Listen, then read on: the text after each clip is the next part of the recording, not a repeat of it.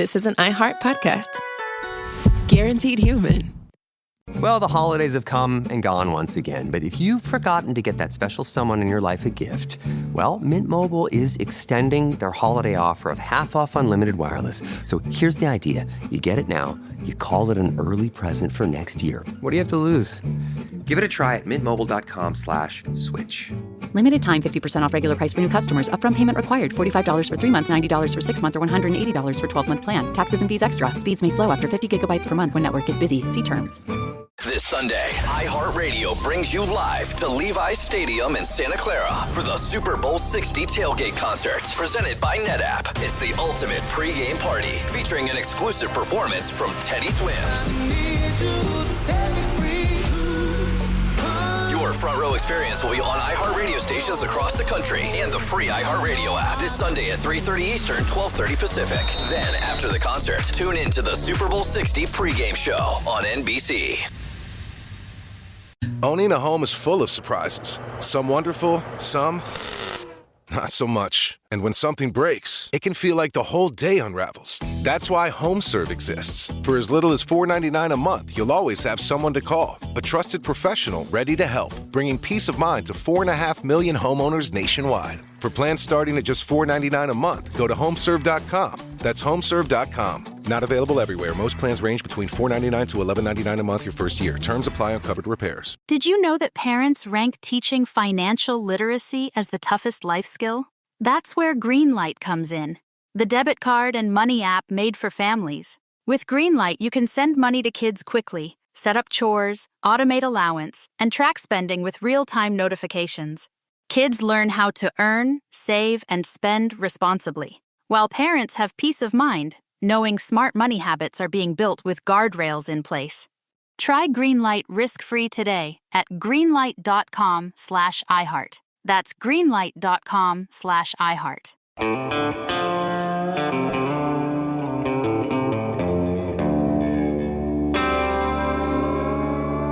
Body Bags with Joseph Scott Morgan.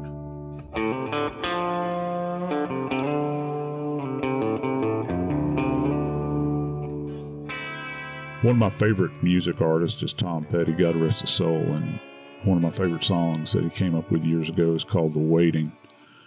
And in that line, it famously says, the waiting is the hardest part. Right now, I would say that the waiting is the most important part. Today, we're going to continue our discussion on the quadruple homicide at the University of Idaho. I'm Joseph Scott Morgan, and this is Body Bags. Jackie Howard, executive producer with Nancy Grace Crime Stories, my good friend, my partner. Jackie, we have been waiting. I think the whole country's waiting. They're sitting around, they're wondering what in the world is going on. Where's this case going? And day by day, we watch the news. We listen and we wait. And every now and then, there'll be a bit of a trickle that comes out. Let's start with the latest news in the search for a killer of 4 University of Idaho students. Police have said they are looking for a white Hyundai. Now, they have not said that they think this person is a person of interest, a suspect, or just a witness. They have said that they believe the car was in the vicinity at the time. So, number one, what forensics are they going to do to find the car? And number two, why do you think they are looking for this car? I'm a professor as well, at a university. I teach at Jacksonville State. One thing I do know is that at the beginning of every year, when the kids come back from summer break and whatnot, we have to go over to security. We have to go in and we take our registration with us for our vehicles and we hand it to them. And you know what they give us? They give us a sticker. They give us a sticker that goes on the inner portion of our windshield. Now, let's think about the population of this location. It's roughly, I think it's roughly upwards of 20,000. Most people that are in that town are going to be associated with the University of Idaho. Maybe not most, but a significant portion. And that means that they'll be required to have a parking pass on their car. And universities are different than other locales. So I would think that the investigators, the first stop that they're going to make relative to this car that they're interested in is they're going to go to the registration area at the university. And they're going to say, hey, we want to look through the logs here. We want to take a look and see if we can cross-check just in the immediate right now to see if there are any vehicles that belong to anyone on this campus, whether they're staff members, faculty, or students. We want to know. We want to know. And automatically, if you can get a hit with that kind of proximity, it narrows your field down. Look, this information has gone out, as they used to say, over the wire at this point. It's nationwide. It's worldwide at this point. And I think everybody and their brother's looking for a white vehicle like this. You remember when the DC sniper hit all those years ago, what were they looking for? They were looking for a white van, where they saw everybody was looking for a white van. And now the next generation is this white four-door that they've got their eye on. The other portion of this is they're going to look through the state files, through the vehicle registrations in Idaho and probably Oregon and certainly Washington. There's a real close in this particular geographic region. I don't know if a lot of people understand, or because it's not a location a lot of people have been to. This area up in the Panhandle portion of Idaho, they closely associate themselves with that area over in eastern Washington. As a matter of fact, friends of mine that are up there have said that the town is actually very close to Pullman, Washington, which is where Washington State University is, and it's not that great a distance. So they're going to look for vehicles that are within that geographic region just to start off with. And that's a hefty undertaking, because there are a lot of these vehicles that are out there similar to this. They're going to have to go through, but they do have specific year model numbers, which is kind of interesting because they've identified something visually on the car that would put it within that category of vehicle, where it's some feature on that car. And I think it's like a 2-year block that they're looking at that is unique to that particular model that sets it apart. I'm wondering if whatever it was that keyed the investigators in on this, if it was a camera image or if it was someone that was giving them a verbal description of a vehicle they'd seen in the area, if it's something that the investigators cued in on that makes that vehicle unique. And of course, when we think about forensics, one of the things we always think about that Jackie, you and I have talked about is the term individualization. And that's the key to all evidence and understanding evidence is the individualization of that evidence. And so that you can tie it back to a specific item or a person or a time or a place. So they've got the road hot right now. They're looking for this vehicle. And I don't know what it means. My first part, I think, of this is to think, well, maybe somebody was driving by in a vehicle, this type of vehicle, and they may have seen something at that time.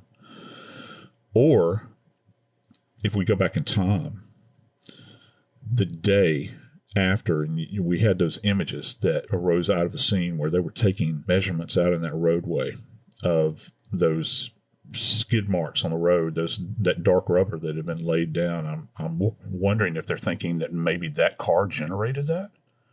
I think that that's something certainly to consider. The media certainly made hay over at that particular time. And if that's the case, then you might have, if they did a lift on the rubber that was left behind in that burn area on the road, if they had a rubber sample, that might give an indication to manufacture of the tires even. There's a lot to consider with this vehicle, and if the vehicle was involved, and I'm not saying that it was, but if it was in fact involved in the slaughter, because that's what this was, then there could very well be a lot of biological evidence contained within the cabin of that car. So if they find the car, they're certainly going to process it just like it was a murder scene. So they're going to take swabs on the inside, looking for fingerprints, look for DNA to see if possibly one of the victims were in that car. Officers would be looking for blood if indeed this is a suspect. But if it's not a suspect, and it's just they think this person might have some knowledge of that area at that time, will they still process the car as if it were a crime scene? I think it would be advisable. If they believe that vehicle was in proximity to this horrific event, if they don't go ahead and document it now and do it as thoroughly as they possibly can, that's a lost moment.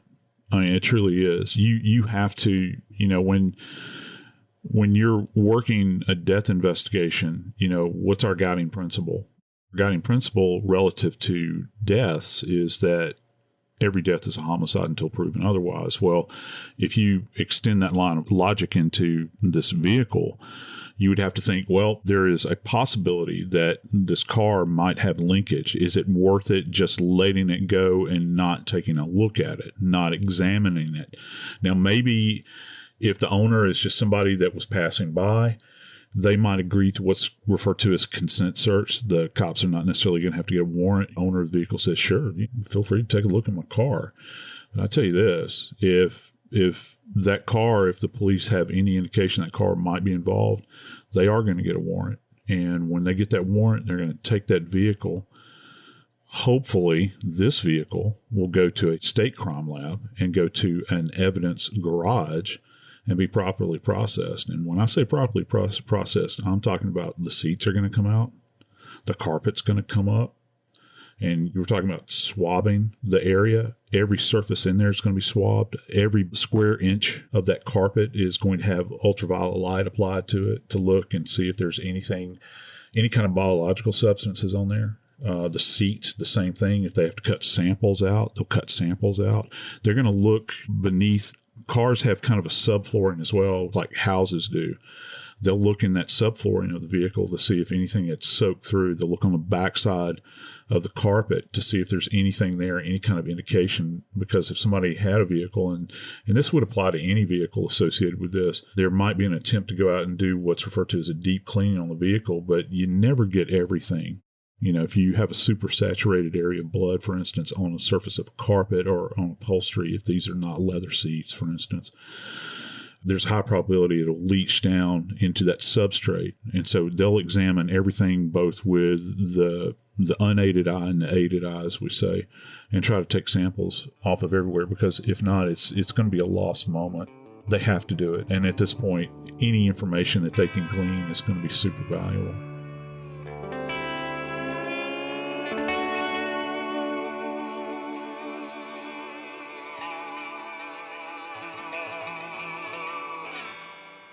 This Sunday, iHeartRadio brings you live to Levi's Stadium in Santa Clara for the Super Bowl 60 tailgate concert, presented by NetApp. It's the ultimate pregame party, featuring an exclusive performance from Teddy Swims. Your front row experience will be on iHeartRadio stations across the country and the free iHeartRadio app this Sunday at 3:30 Eastern, 12:30 Pacific. Then, after the concert, tune in to the Super Bowl 60 pregame show on NBC. Now I'd like to introduce you to Meaningful Beauty, the famed skincare brand created by iconic supermodel Cindy Crawford. It's her secret to absolutely gorgeous skin. Meaningful Beauty makes powerful and effective skincare simple, and it's loved by millions of women. It's formulated for all ages and all skin tones and types, and it's designed to work as a complete skincare system, leaving your skin feeling soft, smooth, and nourished. I recommend starting with Cindy's full regimen, which contains all 5 of her best-selling products, including the amazing youth-activating melon serum. This next generation serum has the power of melon leaf stem cell technology. It's melon leaf stem cells encapsulated for freshness and released onto the skin to support a visible reduction in the appearance of wrinkles. With thousands of glowing 5-star reviews, why not give it a try? Subscribe today and you can get the amazing Meaningful Beauty system for just $49.95. That includes our introductory 5-piece system, free gifts, free shipping, and a 60-day money-back guarantee. All of that available at meaningfulbeauty.com. Well, the holidays have come and gone once again, but if you've forgotten to get that special someone in your life a gift, well, Mint Mobile is extending their holiday offer of half off unlimited wireless. So here's the idea. You get it now, you call it an early present for next year. What do you have to lose? Give it a try at mintmobile.com/switch. Limited time 50% off regular price for new customers. Upfront payment required. $45 for 3 months, $90 for 6 months, or $180 for 12-month plan. Taxes and fees extra. Speeds may slow after 50 gigabytes per month when network is busy. See terms. Are you a fraud-paying American? It's a fact that 1 in 4 honest, hard-working, tax-paying Americans has been a victim of identity theft. With LifeLock Identity Theft Protection, though, if your identity is stolen, they fix it, guaranteed, and get you your money back. Last year, the IRS flagged over $16 billion in refunds for identity fraud. That's billions of dollars that could come from your salary, overtime, or second job. But this year, You don't need to stay a victim. LifeLock monitors millions of data points per second for your personal information and alerts you to threats you could easily miss on your own. And if your information does fall into the wrong hands, only LifeLock has U.S.-based restoration specialists who are backed by the $1 Million Protection Package. Because this tax season, fraud-paying American is something no American should have to claim. Visit LifeLock.com/iHeart and save up to 40% your first year. That's 40% off at LifeLock.com/iHeart. Terms apply.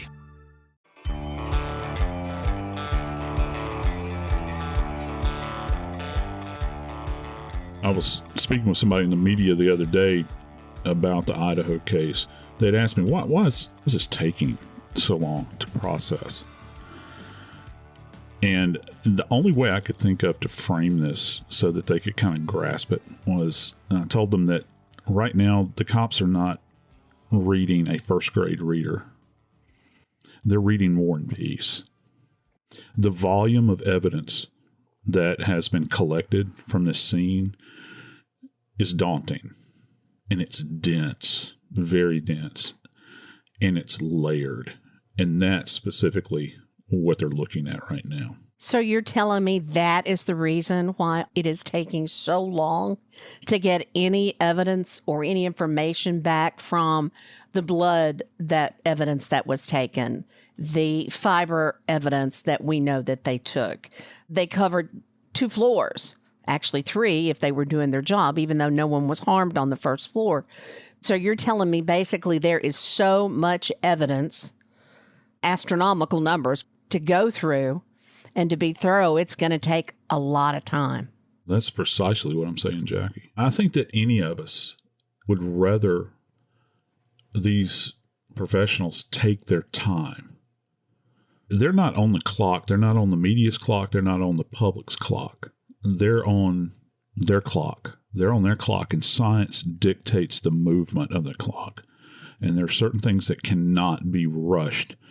I'm constantly asked this question about why is it taking this long and how long does it take? Well, there's not a specific formula that you can apply to that because it all depends on what you're talking about. If you just take the let me just to paint the picture here. If we want to consider how, I used the term dense just a second ago. If you want to take just the biological evidence alone, and when I say that, I'm specifically talking about blood and DNA. Yes, it is a bloody scene. I think that most people could probably agree on it. Even without seeing the scene, it's going to be a bloody scene because you've got 4 individuals that have sustained horrible sharp force injuries to their chest. Okay. And there's all kinds of things that come along with that. First off, you're burying this knife into the lungs, the heart. There's not just a chance that they're going to bleed out. There's a chance they're going to aspirate, blow out fine particulate bits of blood and tissue. All of that's going to be there, okay? Then you begin to think about just print evidence alone. So many people have passed through this house, and I'm not talking about police officers that are working the scene. I'm talking about this has been identified as a gathering spot for people off campus. People don't come to gathering spots wearing latex gloves. It doesn't happen, okay? So they're going to show up, and if they're partying, they're holding, I don't know, a plastic cup with a drink in it. They're sitting it down. Maybe they're resting their hand adjacent to the drink on the counter. If it's a smooth, non-porous surface, you can pick up on prints. They're probably overlay prints where you've got people that have placed their hands there, and then sometime later somebody else comes along and places their hand there. You're not talking about an environment where you've got essentially a pristine environment where you only have, say, like an elderly retired couple living there where they have no one that visits them. We're talking about a very dynamic environment that the kids in that school knew about, and that the people within the residence had friends of friends of friends that were probably visiting there, and they might just pop over. They might just show up spontaneously and a party would erupt, or they're going to hang around and watch a ball game together, or they're going to dance, or they're going to study together, or do whatever it is that they're doing in this apartment together. So you've got this layering of just fingerprints alone. Think about how much hair has been shed in this environment. Everybody that loses hair, and we all lose hair. Just look at your brush if you don't believe it, that you brush your hair with. You look at it and you've got strands of hair all in it. Well, the brush didn't necessarily pull that hair, you were shedding that hair anyway. It happened to be caught up in that brush. How much more hair is just laying around this environment? Then you think about touch DNA, you're sloughing skin cells. That's all over the place. What if somebody sneezes? That's all over the place. What about people that are tracking in dirt? I looked at the parking pad out back, and it's this fine, almost powder-like layer of, it's smaller than pea gravel that's covering that parking pad. Well, every time somebody steps out of their vehicle, that surface transfers to the soles of their shoes, and they track that in the house. Well, how are you going to separate that out from the old versus the new? So you've got any number of different types of trace evidence that are going to be there, in addition to all the other evidence, that things that have been left behind over a period of time that may have been originated items, that sort of thing, from other locales that you can't necessarily verify their origin, their point of origin. But at the end of the day, it makes up the totality of that scene. And it really causes me to breathe shallow, as they say, when you begin to think about how much work there is involved in that. And that's the reason that I think the governor of the state of Idaho understood this. I think he, if I'm not mistaken, I think he pushed forward like almost $1 million in emergency funds just to work on this case alone. They have an understanding of this. They understand what they're up against. And there's a lot of people burning the midnight oil on it. You mentioned, Joe, the blood evidence. And if we look at this realistically, if we look at life and the things that we do and what goes on in your world, we have 5 women living in this house. So there's going to be a lot more biological evidence than just the blood that was found. Yeah, you're right. I mean, look, we're all adults here. We have to consider this. You've got 5 premenopausal, obviously, young ladies that are living in this house. There's a high probability that they're experiencing menses on a regular basis. All of that's going to be contained. That remnant will be contained in the bathrooms. Not to mention, if they have girlfriends that are coming over there, you have the same deposit that will be taking place. If anybody's sick, for instance, they could have mucus coming out of their noses. People living in close quarters with one another, this sort of thing. They all pass around some kind of virus, and they've got runny noses, and they're throwing away tissues. You hear about stories where people are collecting bits of, say, DNA matter and that sort of thing from discarded trash. Well, they have discarded trash in this place. Did you happen to look in the window? Those images they had, just on one table alone, it looked like a typical place where college kids live. There were partially consumed foodstuffs. You had cups that were there that were not in the sink to be washed. They were just sitting on the table. This is a house that had been lived in. You also can't negate the fact that you are probably going to find semen. You absolutely would find semen in this environment.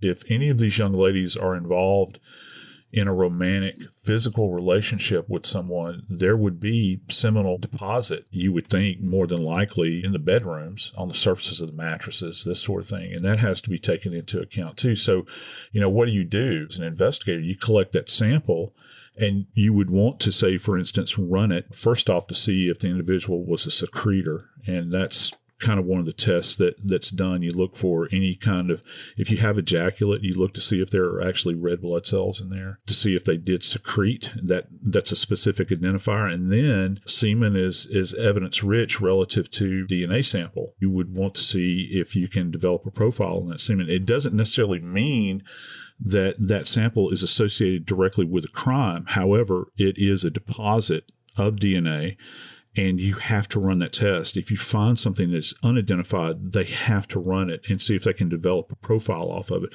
Because right now, as it stands right now, and as we have heard the chief of police say, they don't have a suspect. Now, that's all going to change. At some point in time, they'll say we have person of interest or we have a suspect. But to this point, they're not saying that. So every possibility is on the table at this point.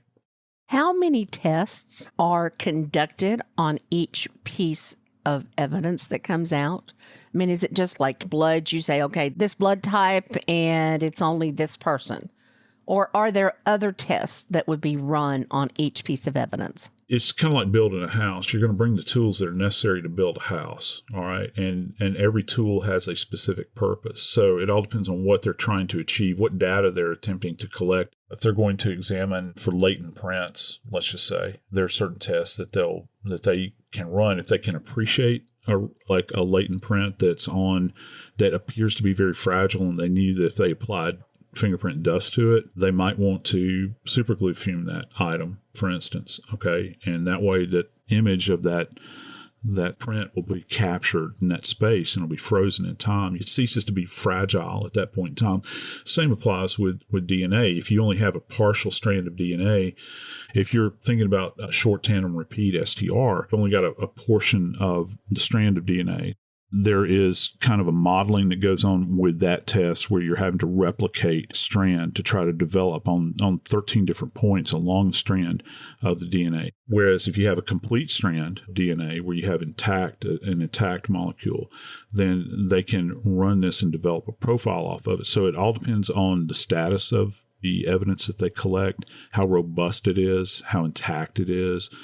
And we could get off into hair comparisons, and there will be hair at the scene. And that's something that you would do under a comparison microscope, for instance. If you have a known sample of hair, for instance, from one of the victims, and you have an unknown that's found immediately adjacent, they can do what's called the gross examination on the hair, and that means that they compare it by viewing it.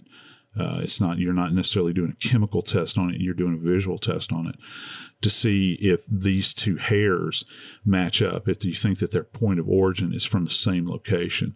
And they'll try to determine that with a reasonable level of scientific validity.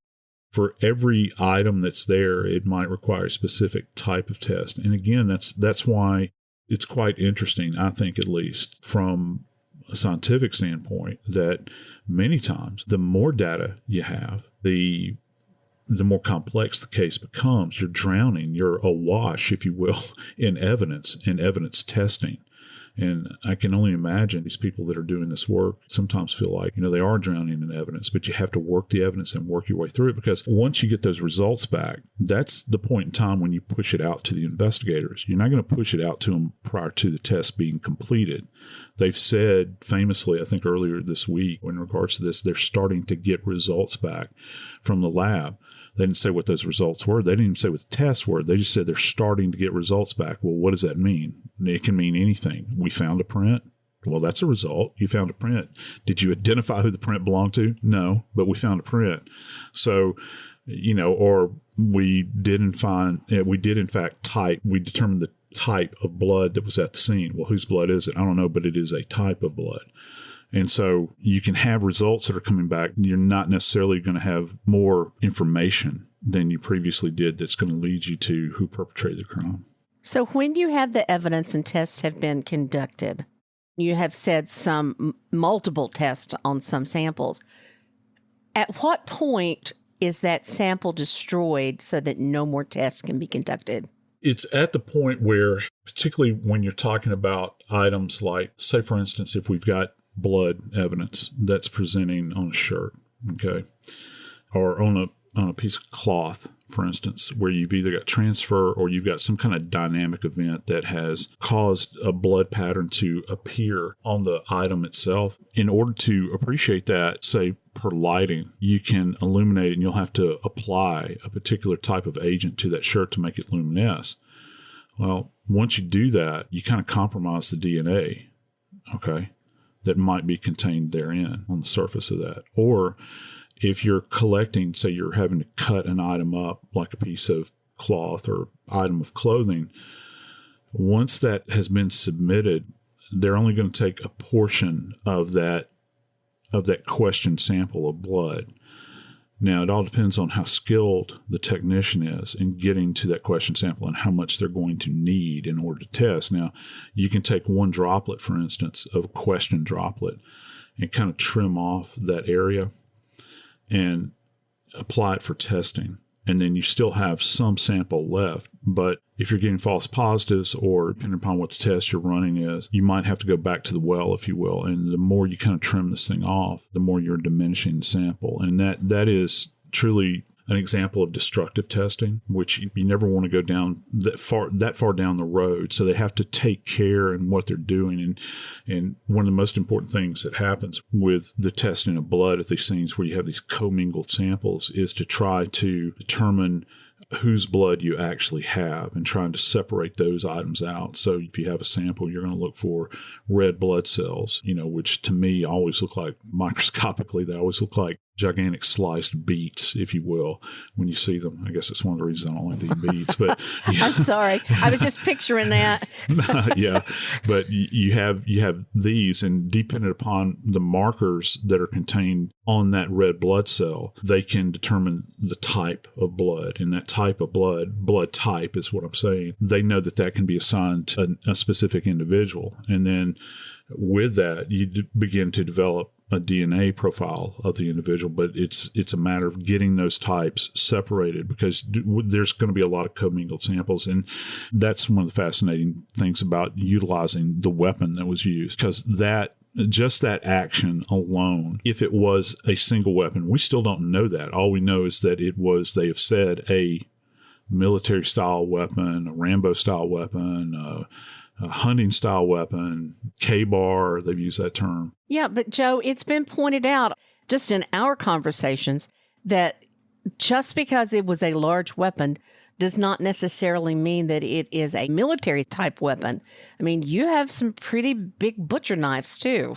I got to tell you, this is one of the issues that's really kind of confounded me because they were very specific about it. And what's interesting is that this information wasn't sourced from the forensic pathologist.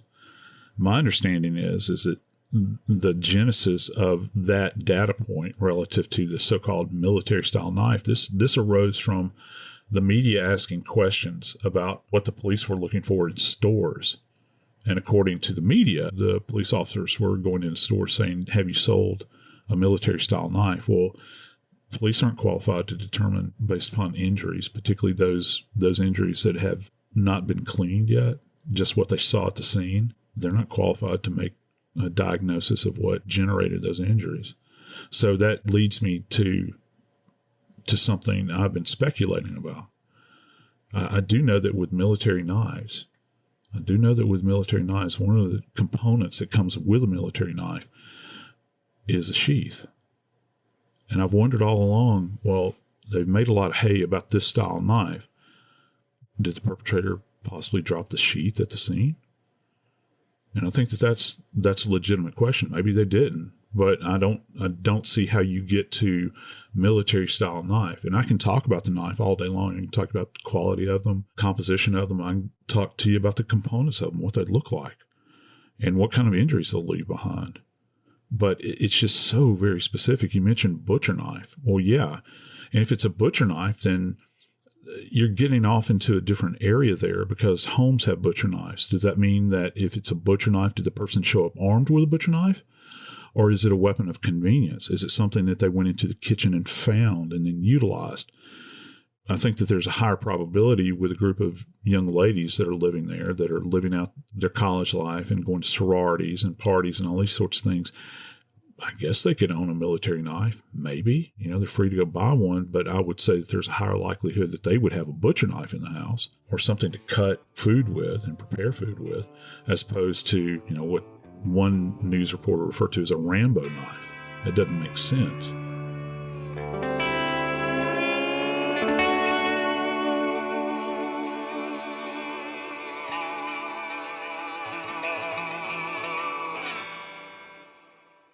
This Sunday, iHeartRadio brings you live to Levi's Stadium in Santa Clara for the Super Bowl 60 tailgate concert, presented by NetApp. It's the ultimate pregame party, featuring an exclusive performance from Teddy Swims. Your front row experience will be on iHeartRadio stations across the country and the free iHeartRadio app this Sunday at 3:30 Eastern, 12:30 Pacific. Then, after the concert, tune in to the Super Bowl 60 pregame show on NBC.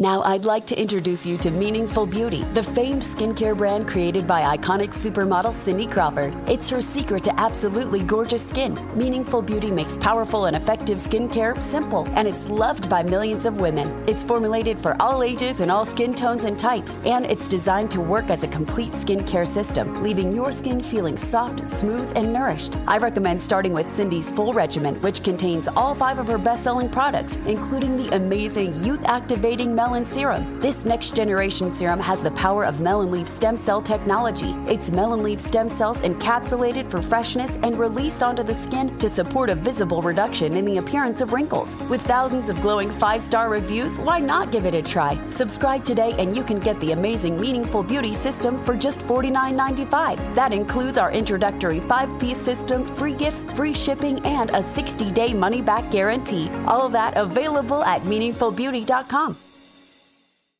Picture chicken nuggets in your head. Okay, now forget them. Because Taco Bell's crispy chicken nuggets are here. And they're nothing like the nuggets you know. All white meat chicken, coated in tortilla chips for that signature Taco Bell crunch. A nugget like that calls for a sauce that can keep up. Introducing Hidden Valley Diablo Ranch. The iconic ranch you love, fired up with Taco Bell Diablo sauce. Bold meets bolder. Ranch meets Diablo, and it works.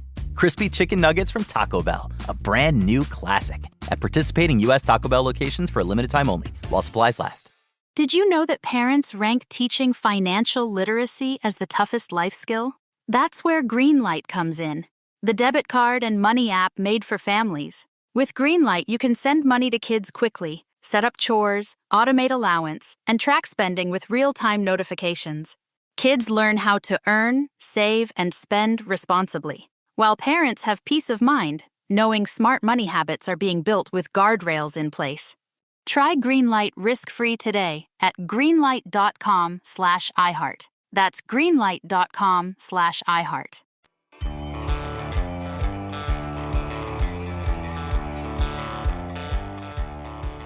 I had far more families ask me this question when I would tell them that their loved one had died.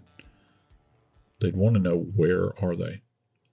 You would think that most people would say, what happened? It's not the case. Every notification I ever made, not everyone, but many of them, the family would want to know, where are they? It's a natural reaction to the reality of death. You want to flee to that person. You want to verify in your own mind that your loved one has passed on. That's the reality of being a death investigator. And when I heard that items from the home, from the location, were being returned to family members, I understood on one level why the family would want those items back. Because at this point, they have nothing else other than memories. They would want to have items that they could hold on to, those things that they can embrace and know that they were part of their child's life, even at the moment of their death. I have the utmost respect and compassion for these families and what they're going through. But at the same time, I have to wonder, because of what I have learned from you. You said the phrase earlier, lost moment, I think is what you used. If these items return to families, and I know that they're not returning everything, they're not boxing up the entire room, just certain items are being returned to families. But I have to wonder, if for some reason you have to go back and think that something, a piece of jewelry, a bedspread, clothing, if you think that that might have a clue now that you didn't think was a clue then you've lost that moment. That moment is gone forever and ever, amen, once it's released. I think to start off with, you lose context for the item and the scene. And yeah, the scene has been photographed. Yes, the scene has been measured. They've probably even done 3D imaging inside of the home, which takes thousands of measurements and high-resolution images. And that's all fine and good. But once an item is removed from the scene you cannot go back and place it in its original position. I think that begs another question. If they're releasing these items, does that mean that they're about to release the entire scene?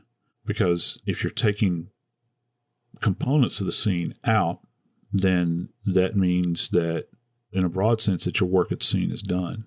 My hope is that they've considered all of this, that they've sat around with experts, they've sat around with technicians, they've sat around with the investigators and said, okay, this is a list of things we're going to remove. Are we sure that we have fully documented them to the best of my ability? Because let me tell you what's just over the horizon when this person is caught. Just over the horizon, waiting for them out there, and this team that is putting this case together right now is a defense attorney, and they're watching this. They might not be aware that they're going to be the defense attorney at this point in time, but they will become a defense attorney. And this is one of the questions that's going to be asked. They're going to say, why were these items removed from the scene, but yet you kept the scene intact? It seems counterintuitive. Why not just release the scene in total? Why are you piecemealing it at this point in time? And they're going to say, well, we documented, we took photographs, we did 3D imaging and all of this, but still it remains you're taking items out of a scene that otherwise is still locked down. Why? What's the urgency in this? I don't understand that. And it doesn't necessarily have to be explained to me. It certainly doesn't. Where it's going to have to be explained is in a court of law. When I teach students about crime scene investigation, I always tell them to treat every crime scene as if when you're taking a step, there's potential you're going to step on a landmine. And to me, this is a landmine. You have an opportunity to really do harm to the case. Because if you're going to release it, release it. If you're not, then don't. Why are you going to piecemeal it at this point in time? And people will say, well, these are items that have sentimental value to the family. I understand that. As I stated just a moment ago, I understand how families behave when they're in these circumstances. But sentimentality is not going to count in the courts. It's not, particularly when you're looking to get a conviction on a case. So you have to make sure that this is fully documented, that everything is covered. Any items that you think might have depositions of any kind of biological substances on it. And sometimes you just cannot fully appreciate them and see that at the scene. I have had cases where families have shown me items that I missed at the scene where there was a big deposition of blood on it and I missed it. I've had tissue that's found at scenes on items after I have left. You don't see everything at the scene when you are there. And granted, they've been there for a while. I just hope that all their bases are covered. Well, tell me again, you started telling a little bit about it. Tell me again how they do that. How do they cover all their bases? You mentioned 3D renderings. You mentioned measuring. How do they do that?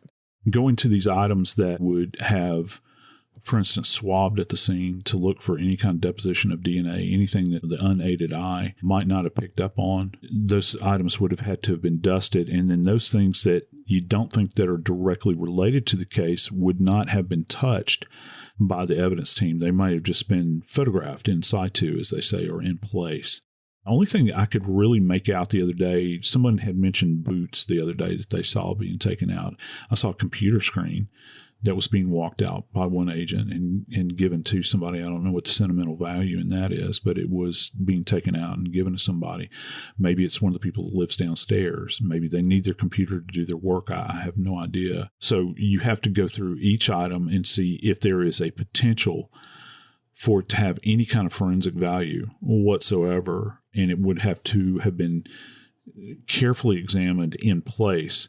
Because once an item is removed from the place that it occupied, and you remember I was talking about context just a second ago, even if you brought that item back, you could not place it in the exact position in which it had previously been in. So you lose context in its relationship to the space in which it occupies. The wall behind it, the wall beside of it, the door in front of it, or maybe even the body to the right of it. But what does that actually tell you? I mean, you've referred to that several times, the context of where it is. What kind of things does that really tell you?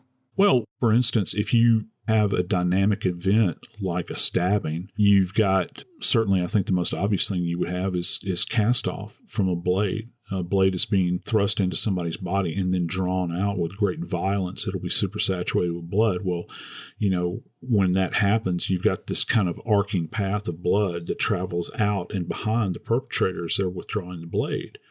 Well, just that action in and of itself could lead to blood being deposited on some surface or some item that may have sentimental value. And the police might not be aware of it, but yet they've gone in and they've collected it all. I think my question is, how do you go through and vet what has sentimental value and what has evidentiary value? Is it possible to have examined that item in place in that scene without having gone to ideal conditions at a laboratory before you release it to a family? This stuff is being released directly to a family from a crime scene. It's not just coming from the crime lab after it's been examined under great lighting circumstances and having tools at your disposal that you would need to conduct a thorough examination. That's not happening here. You're releasing it directly from a crime scene to a family. It's being placed into the back of a U-Haul truck and then delivered to families. And I guess they're separating out in individual boxes. So now you've got all these items that were in different locations in this house. Presumably now they're all being boxed together and placed into one location together and being transported. Any kind of evidentiary value they may have had is totally lost at that point in time. And when I say context, everything revolves around the bodies. Where were these items in relation to the bodies at the time of the homicide? Is anything from within the rooms in which the bodies were found, or any of those items being collected out of there and removed from those rooms?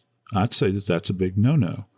Okay, what about the areas that the perpetrator may have walked through carrying a knife, maybe resting their hand upon, maybe brushing up against something in those rooms? What items out of those rooms are being removed because they have sentimental value and being handed over to family members? We don't know at this point in time, but we do know that there are items that have been identified to have quote-unquote sentimental value that are being turned over to families. And once they're gone, they're gone. You can't go back and take these items and place them back in their original position.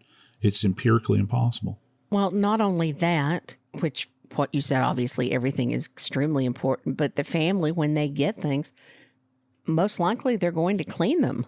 Yeah, I don't know who in the world would want to have this item. They're certainly going to handle them. They're going to handle them. They're going to look at them. They're going to consider them. And if there was evidence there, what are they going to do? Are they going to box it up and keep it back for sentimental value? Or are they going to place it up on the shelf? Well, before you would place it up on the shelf, you would think that they would take some kind of agent, wipe it down, maybe furniture polish or something, and wipe the dust off of it, set it up on a stand so that they can take a look at it and hold on to it. And just what we were talking about earlier, that tactile sense that families want to hang on to something that was part and parcel of their child's life.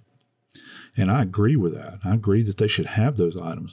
I just don't know about the timing. My default position in all of this is I feel as though that the police down in Florida really set the path forward when it comes to crime scenes. And we begin to talk about Nicholas Cruz and Parkland. That entire building was locked down for years. 5 years, I think.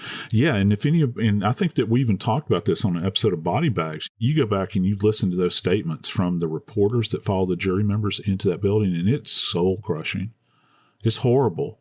They talked about desiccated roses that were laying on the floor, teddy bears with hearts on them, all these things that happened that day, that Valentine's Day. But yet you could still go back as a jury and contextualize that event and the relationship that those items had, those forensic items had to the events of that day. They knew that Nicholas Cruz killed those kids in that school and those staff members. Guess what? As of right now, there ain't no suspect in this case in Idaho. We still don't know who did this. But yet you're releasing items from the scene because they have sentimental value. I'm Joseph Scott Morgan, and this is Body Bags.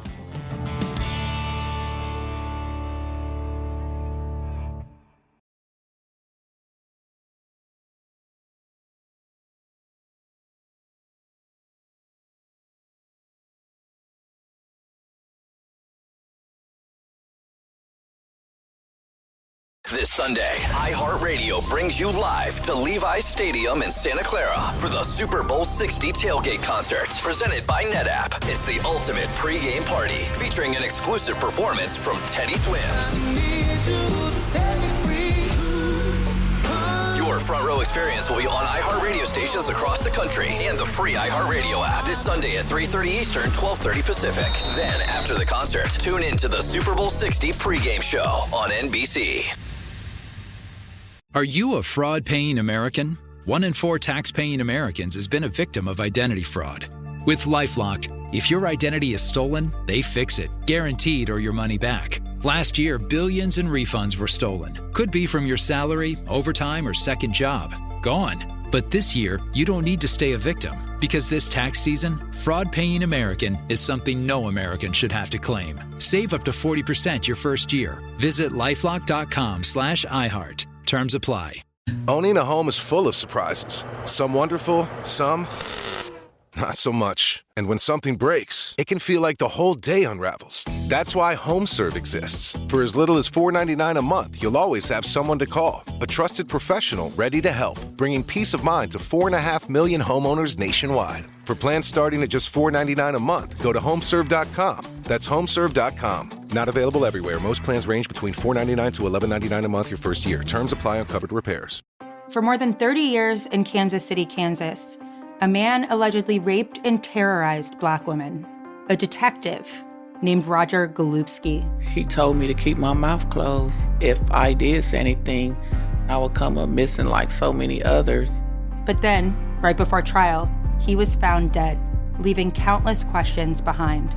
Listen to Corruption Uncovered from Rock Nation and its Philanthropic and Justice Division, Team Rock, wherever you get your podcasts. This is an iHeart podcast.